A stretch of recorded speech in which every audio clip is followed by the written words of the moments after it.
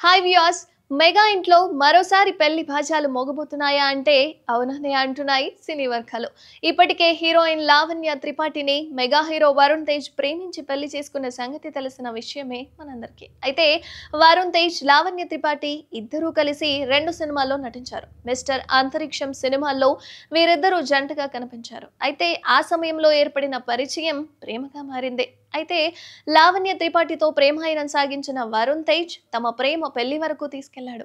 వీళ్ళ పెళ్లి ఇరు కుటుంబాలు అంగీకరించడంతో ఘనంగా వరుణ్ తేజ్, లావణ్య త్రిపాఠిల వివాహం అయితే జరిగింది. తాజాగా మరో మెగా హీరో కూడా వరుణ్ తేజ్ బాటలో నడవడానికి సిద్ధంగా ఉన్నారనే తెలుస్తోంది. అయితే త్వరలోనే మెగా అల్లుడైన సాయి ధరమ్ తేజ్ పెళ్లి జరగబోతున్నట్లుగా తెలుస్తోంది. అయితే సాయి ధరమ్ తేజ్ ఓ హీరోయిన్ ను పెళ్లి చేసుకోబోతున్నారన్న వార్త అయితే ప్రస్తుతం వైరల్ గా మారింది. సాయి ధరమ్ తేజ్, హీరోయిన్ మెహరీన్ ఇద్దరు రిలేషన్ లో ఉన్నారంటూ ప్రచారం జరుగుతోంది.